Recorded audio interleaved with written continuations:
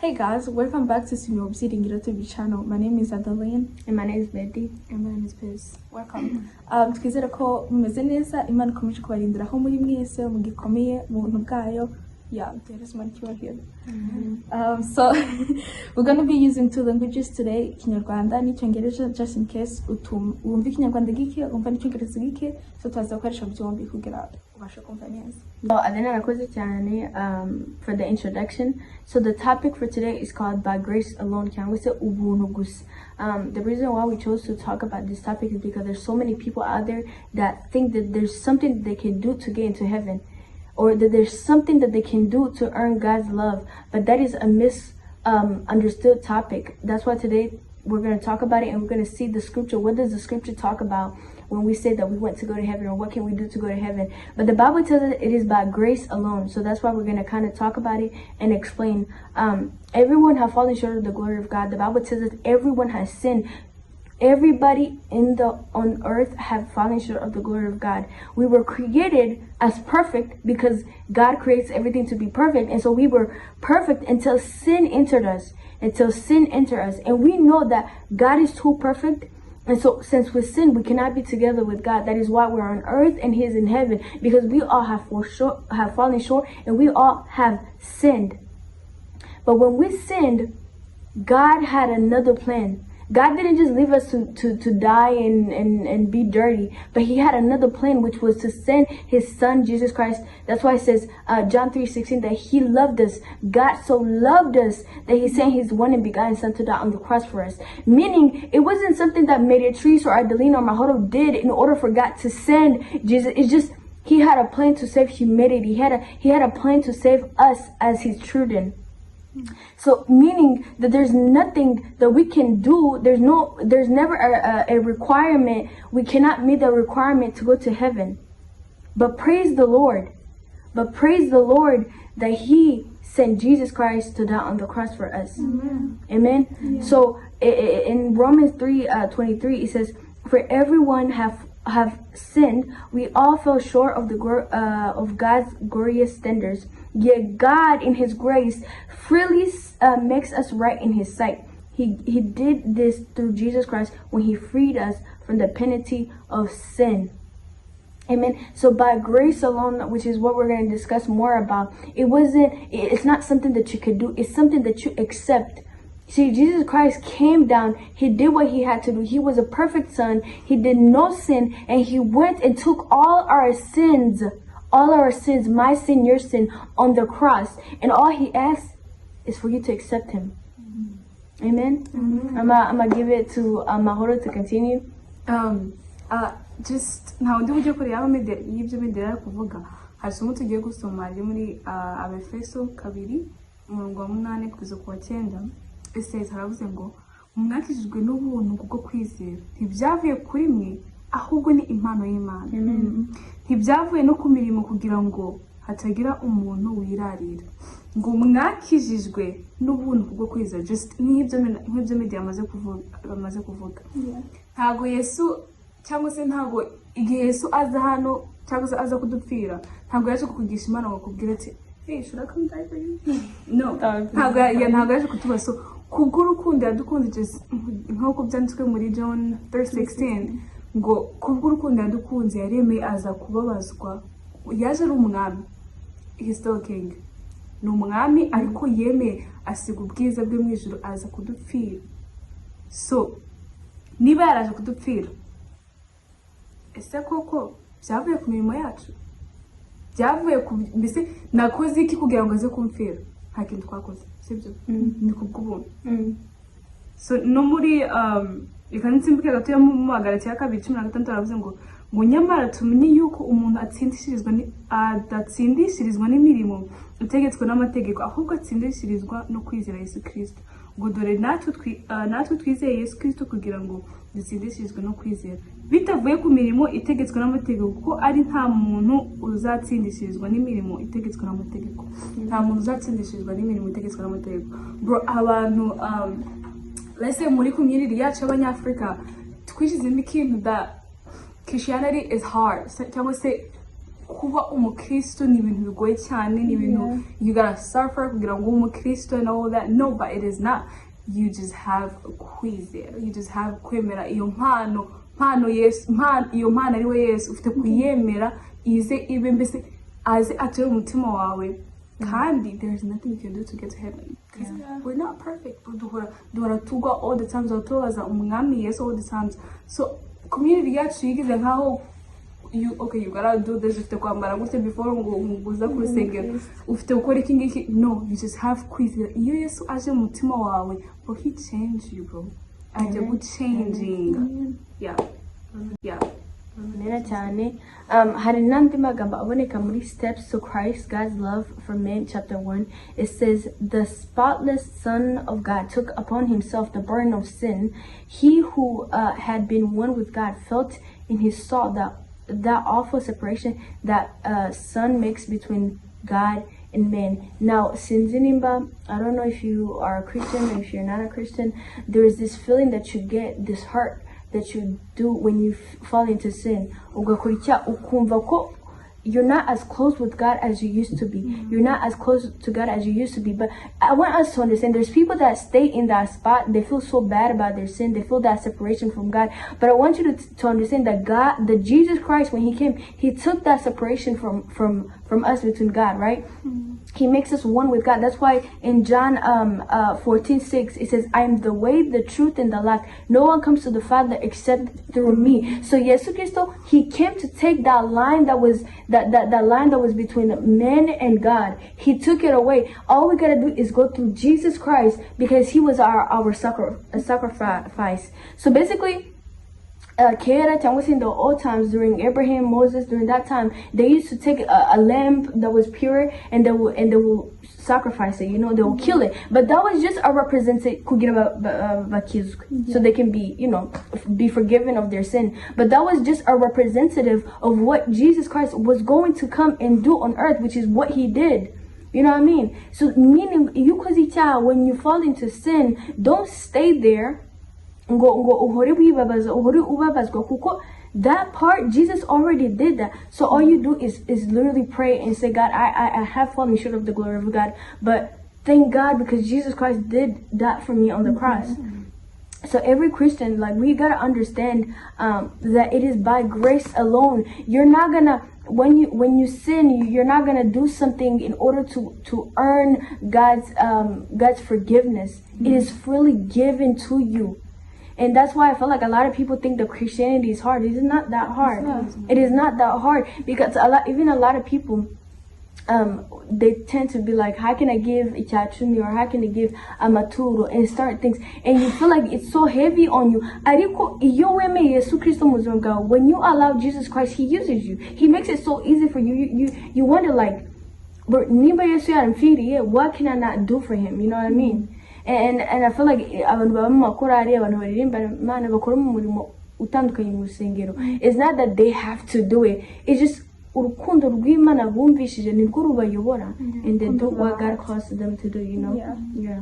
If I'm gonna add to what Mother said, hari igihe ugiye ku mukristo ukavuga, I'm gonna give icyacumi, ndaba muri korari, nzagenda gusenga, nzakora iki, nzakora iki, gatuvuga ati, I can't do it, like I can't do it. Kandi duhamagarirwa ko we can do everything through Christ. So hari igihe uvuze ngo, nzakora kiriya, ntabwo ari uzagikora, ahubwo ukurimo niwe uzagikora. Nuko cyo tekereza ngo, ndajya mu makorari, ndagenda kwigisha ubutumwa, ndatanga icyacumi, mbese ugatangira gutekereza imico mu mutwe wawe, kandi Yesu ashaka ko wizera. Yesu ashaka ko wowe umwizera, ibintu byose uzabyikorera. Just believe, ibintu byose uzabyikorera. Mu by'ukuri iyo izo doubts zije mu mutwe wawe, ni Satani uri kukudistracting. We gotta know that that's Satani. Ntabwo bashaka ko uva mu bwami bwe cyangwa se mu butwari bwiwe, ahubwo bashaka kuguma muri akagudistracting. And we gotta know that, okay, all you have to do ni ukwizera, nkuko bashaka kubivuga. But then kwizera without work is dead, right? So first urizera, numara kwizera ibindi bizaza biza nyuma. Bro, like what Mary said, mu byukuri iyo utekereje urukundo rwa Yesu, ukuntu bro, Yesu yarababajwe kugira ngo tubeho. None turi hano turi kuvuga ati, okay God, ntaho nzatanga ikintu, God, I'm not gonna I'm not gonna change ngo ndebe ukuntu ntabwo nambara iki turi gufata tukafata ibintu byo hasi twegereranya n'urukundo rwa Yesu tukabwete ngo ntabwo turi bikore ariko mu by'ukuri iyo Yesu aje mu mutima wawe like I said bro he changes you you like the love like utekereza kubw'urukundo ukabwete what can I not do for this man that died for me, you know what I mean? Like, and we can't even do anything we gotta go to repaying. Like, we cannot find anything we gotta go to repaying. Yeah. But we just gotta be you gotta be you just gotta accept abana biwe kamwemera akagukoresha you know what I mean? Yeah, definitely. Hari n'andi magambo tenaboneka muri Steps to Christ chapter 2. The sinner's need of Christ. Who can bring a clean thing out of unclean thing? No one. There must be a power working from within, a new life from above, before man can be changed from sin to holiness, and that power is Christ. Amen. Amen. Listen, we have the commandments. The Bible gives us 10 commandments. Cyangwa se hari n'ibindi bintu Imana itubuza kugira dukore. Ariko reka nkubwize ukuri yuko even if you lived 1,000 years ntabwo wakora icyo Imana ishaka cause dufite icyaha twavukiye mu cyaha. You know, there is nothing that you could do to be so perfect the way that God wants you to be. Ariko the power of God can enable you to do so. And yego we can fall.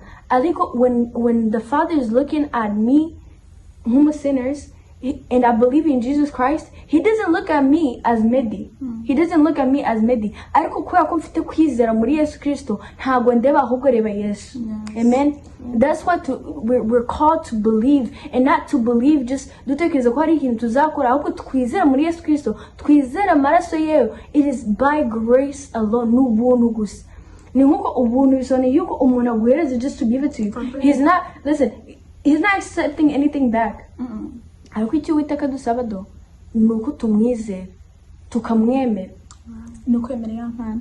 Nukwemera it's like nukwemera ya mpano. Ariko hari abantu benshi bro, hari abantu benshi batemera ya mpano bitewe nuko batekereza yuko ninemera Yesu Kristo nibigenda gutya nzareka bino, nzareka kugenda guparinga, nzareka abakobwa cyangwa se abahungu, ibintu bitandukanye. Ariko reka nkubwire yuko letting ibyo bintu to go, iyo uretse ibyo bintu ugakurikiza Uwiteka, ugakurikiza icyo Imana ishaka, reka nkubwire amategeko y'Imana ntabwo Imana ibishaka kugira ntitwishime, ahubwo aba ari ukuturinda. Urebye amategeko menshi aba ari ukugira urindwe, ari ukugira Imana ikurinde, kandi no kugira ugira umubano wari ukwiriye kugira mbere na mbere ugirane n'Imana. Singo twebwe twaremewe turaba perfect, we were perfect, twaremewe kugira tubane n'Imana. That was our nature, that was what we were supposed to do. Ariko kubera icyaha cyatujemo, niyo mpamvu benshi batagira umwana n'Imana. Ariko Yesu yaje kugira avaneho iyo burden, yaje kugira avaneho icyo kirimo hagati yacu n'Imana.